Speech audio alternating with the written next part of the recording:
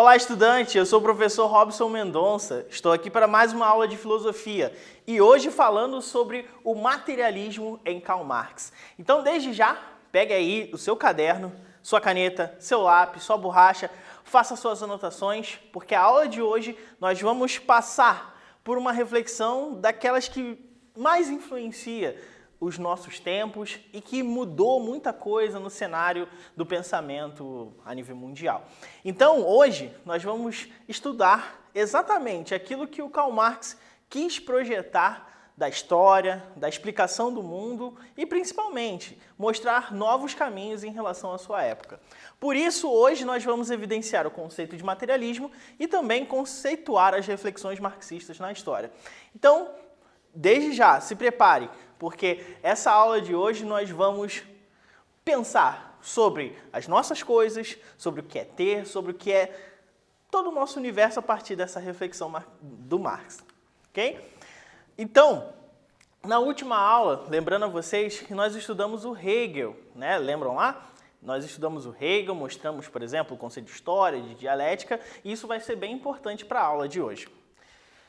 Ao final dessa aula, vá lá no Classroom, faça os exercícios que estiverem lá para garantir a sua presença. Lembrando que qualquer dúvida que você tiver ou aprofundamento que quiser fazer sobre essa aula, nós temos materiais de referência que você pode ter acesso e principalmente o professor de filosofia da sua escola, que pode te ajudar a sanar essas dúvidas e com certeza vai encaminhar muito bem o conteúdo dessa aula e aprofundar ainda mais esses conceitos.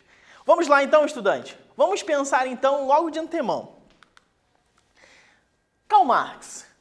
Estamos aqui no século XIX, então já um século fruto de várias transformações da modernidade, um período de muita transição para aquilo que vai ser a contemporaneidade a partir do século XX.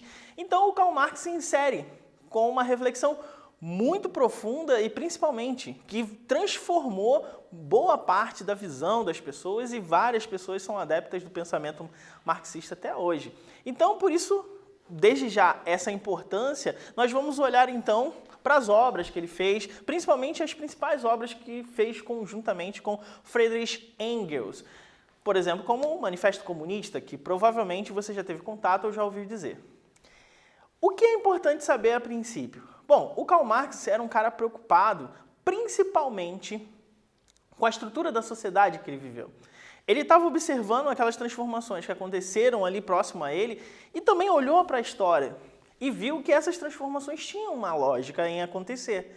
Então, tudo isso fez com que ele refletisse em várias obras sobre essa relação do ser humano com a materialidade, com a história e o fluxo com que isso acontece, que ele chamou de dialética. Uma das coisas que também fundamentou muito bem a reflexão do Karl Marx foram as mudanças econômicas que aconteceram até aquele momento. E principalmente o capitalismo que nasceu na modernidade.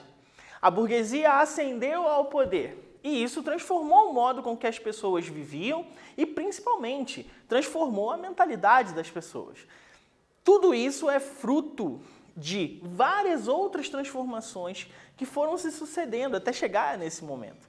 Então, o Karl Marx olha para a história e verifica como essas transformações podem se conectar de certa forma e como ele poderia explicar essa relação.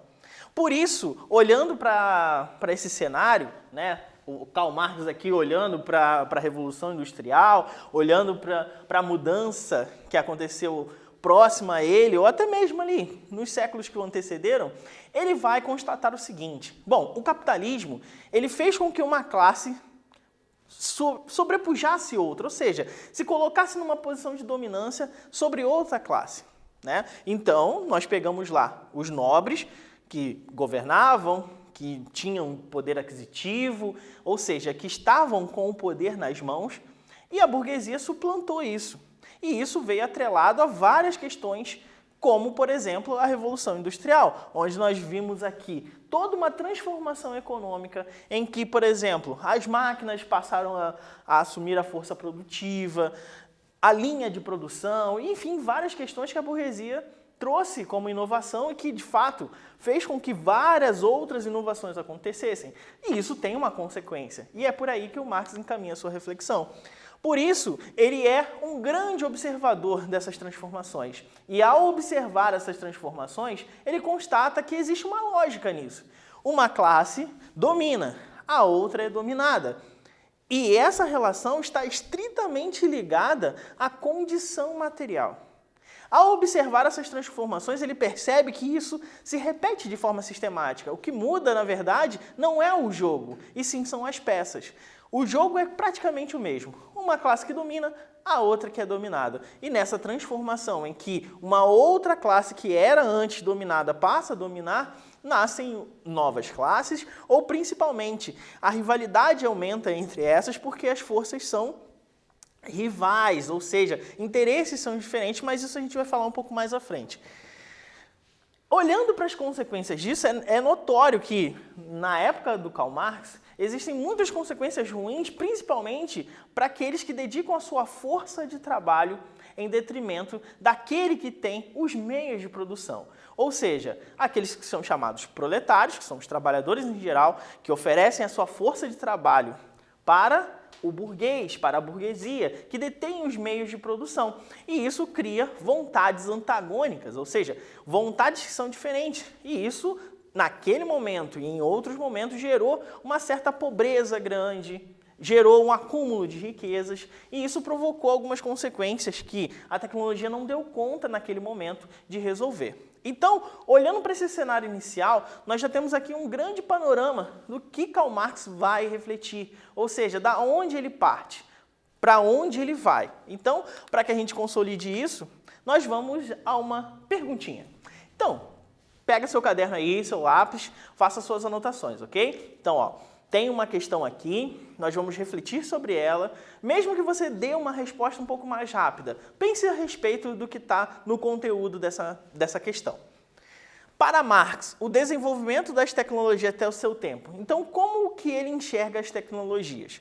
Letra A, geraram melhores sociedades, ou letra B, não foram suficientes para evitar diferenças sociais. Então, daqui a pouco eu volto com a resposta correta e também para explicar um pouquinho melhor essa relação. Veja aí qual é a questão certa, marque ela, que daqui a pouco eu volto com a resposta.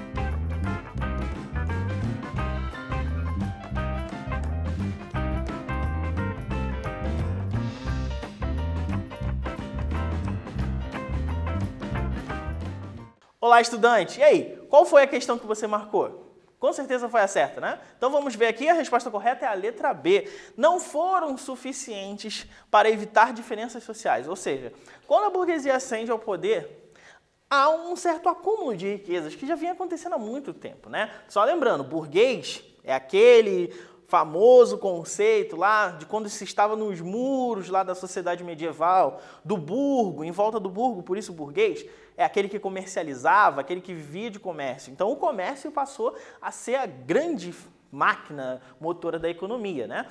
Então, por isso, é tão importante a gente entender por que o burguês está tão rico, ou por que naquele momento do século XIX ocorreram tantas transformações até ali que geraram esse abismo. Então, o que acontece? O burguês tem um meio de produção, tem uma fábrica com as suas ferramentas, com as máquinas, enfim, e o proletário ele tem a força de trabalho, a sua inteligência, aquilo que ele coloca de expertise ali naquela atividade. Ou seja, ele coloca a sua habilidade para receber um salário, ou para receber uma remuneração condizente, ou talvez não, com aquela função que ele ocupa. Então, por isso, existe já a diferença. Enquanto o burguês quer lucrar em cima desse produto que é realizado, o proletário, ele vive do salário que lhe é empregado, ok? Então, já perceba, já existe uma diferença ali, ok?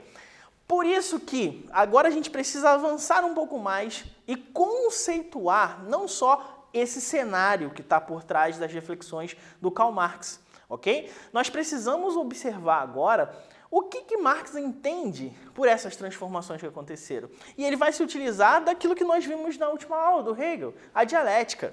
Então, ele resgata a dialética hegeliana e percebe que existe um certo limite dessa explicação no que diz respeito à explicação da sociedade. Como que a sociedade se comporta? Então, ele enxergou que no dia a dia acabava sendo uma limitação não só do conceito dialética, mas daquela reflexão maior do Hegel, que falava da evolução daquela sociedade e que aos poucos uma parte ia suplantando a outra. E agora ele observa esse momento e verifica o seguinte: não, nós precisamos de um outro conteúdo ali inserido que justifique as relações sociais, que justifique por que uma classe é antagônica à outra, que justifique por que a sociedade age dessa maneira, né? Então, por isso, a gente precisa avançar e percorrer um caminho maior do que somente a dialética.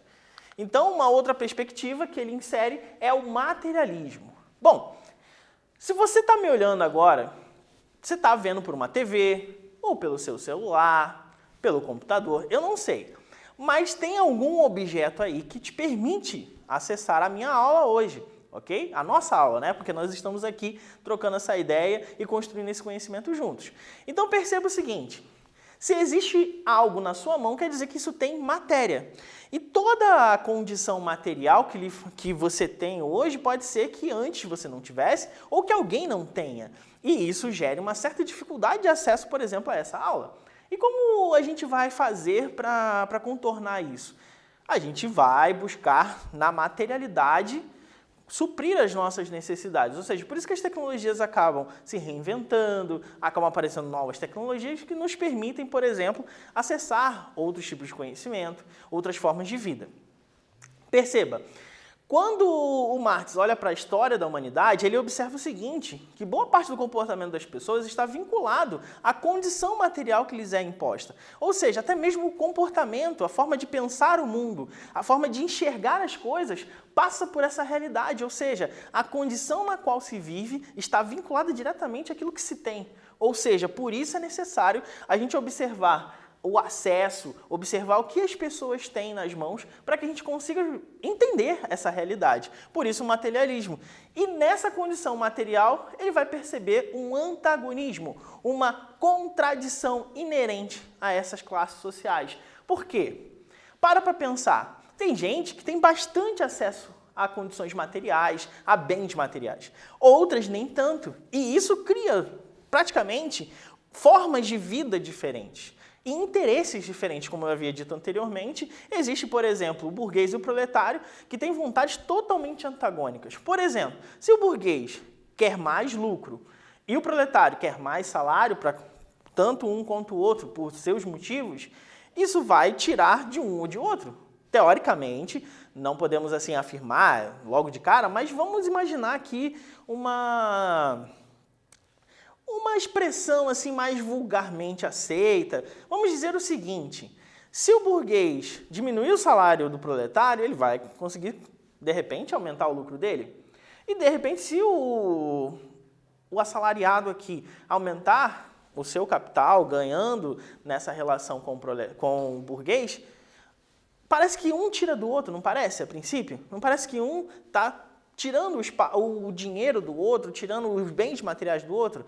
Então, isso gera uma certa diferença entre os dois. Por isso que nós temos uma contradição inerente à sociedade. Isso é um dos exemplos que nos permitem entender a realidade. E se você lembrar do conceito lá no Hegel da dialética, as forças antagônicas são necessárias para a gente entender a nossa realidade. Então, parece que é uma sequência natural. Então, como a gente vai entender essa relação? A gente entende através da dialética, que é gerada naturalmente por conta dessas relações contraditórias, ok? Então, na reflexão marxista, nós observamos isso. Nós observamos que ele analisa essa diferença existente nas sociedades que se sucederam. Antes a nobreza com a burguesia, agora a burguesia com os proletários, enfim. Isso existe há muito tempo e isso nos ajuda a entender a nossa realidade. Por isso agora nós vamos parar mais um minutinho aqui, mais um momento, para a gente refletir sobre uma questão e fazer assim, né? Vamos ver se a gente está entendendo o que está acontecendo aqui no Karl Marx. Para Marx, a teoria hegeliana, letra A, não é suficiente para explicar a vida social, ou letra B, consegue explicar minuciosamente a vida social e sua evolução. Então vai lá, marca a alternativa que você acha correta, que daqui a pouco eu volto com a resposta.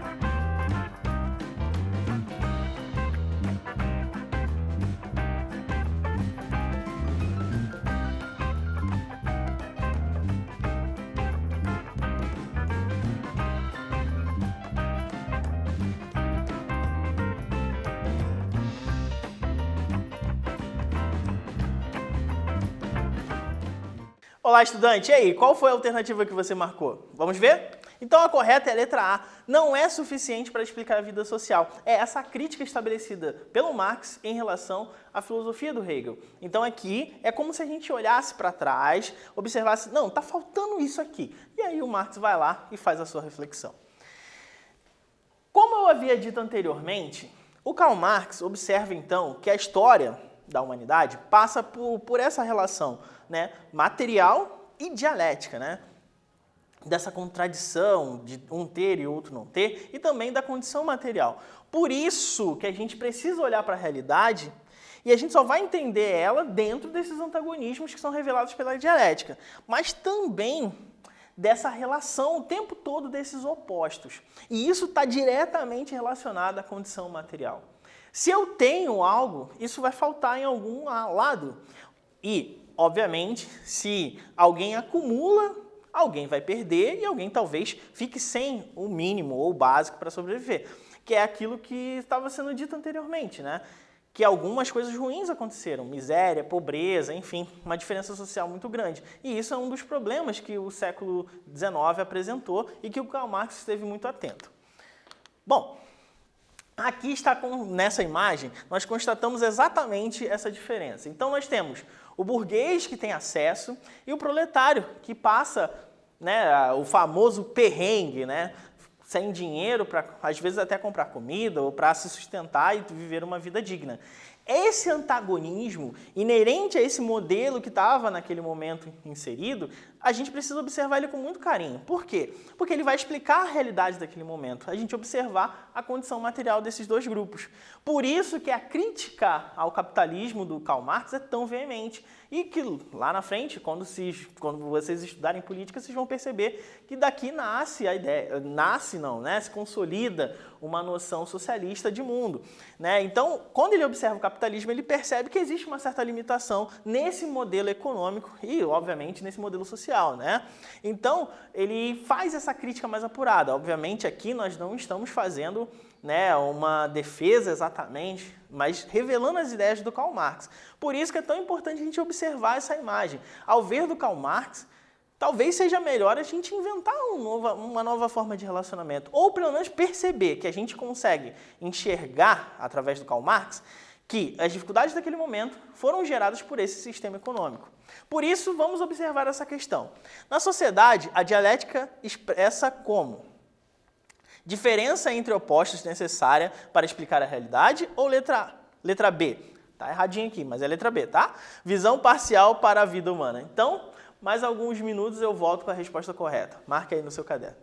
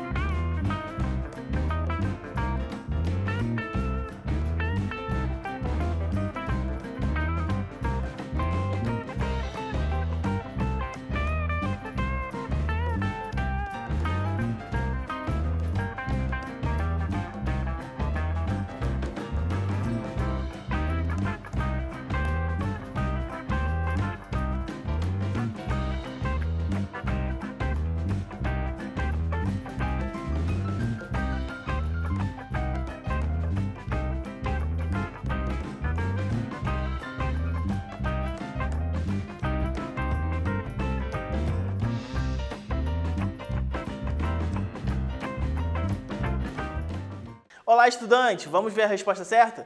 Ó, a gente foi aqui, ó, rapidinho consertamos aqui, tá bom? Então, ó, agora tá certinho, letra B.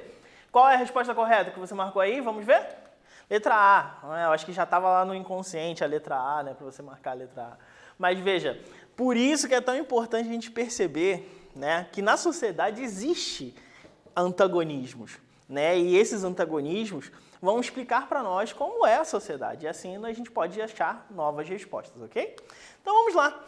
Um conceito fundamental que a gente precisa entender nesse momento no Karl Marx é o conceito de luta de classes. Então todo esse antagonismo que a gente estava falando é justamente essa diferença entre essas duas classes, né? Uma que domina e a outra que é dominada, ou como ele diz, explorada, oprimida. As mudanças que acontecem no meio desse conflito. Ou seja, a luta de classes é essa tensão entre uma classe que tem os bens materiais e a outra que não tem. E eles rivalizam, tem lá um conflito, uma dicotomia entre esses dois para ficar com a condição material nas suas mãos.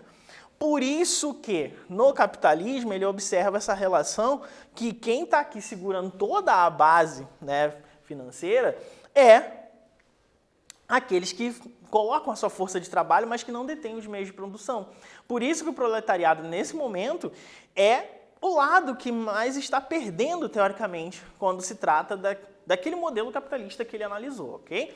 Então, por isso, nós precisamos entender algumas máximas do Karl Marx, como, por exemplo, essa. Se a classe operária tudo produz, a ela tudo pertence. Veja, o operário vai lá, dedica sua força de trabalho, sua inteligência, ele produz algo que não pertence a ele. Então, a reivindicação que vai aparecer a partir da luta de classes daquele momento, né, do capitalismo, em relação, por exemplo, ao burguês dominante e ao proletário que está sendo explorado, é que justamente nessa relação extremamente desigual que o proletário assuma a sua posição de protagonismo.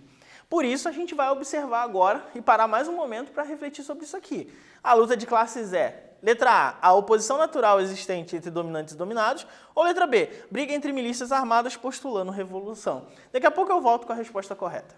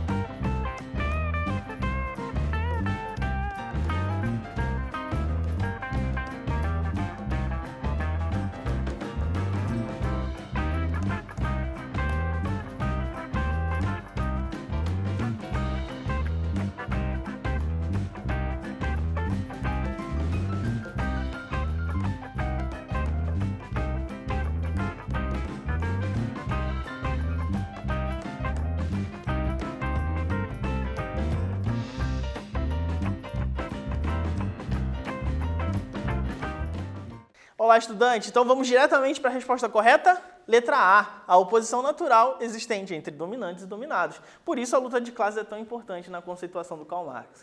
Então o que nós vimos na aula de hoje, né? Vimos o materialismo e a dialética, vimos vários conceitos do Karl Marx e agora terminamos com a luta de classes. Então, se você tiver alguma dúvida ainda, pode mandar lá a perguntinha para o seu professor, que ele com certeza vai responder a você. Aqui estão alguns materiais de referência que foram usados para essa aula de hoje, que também você pode usar aí para responder as suas questões. Muito obrigado pela atenção e nos vemos numa próxima aula.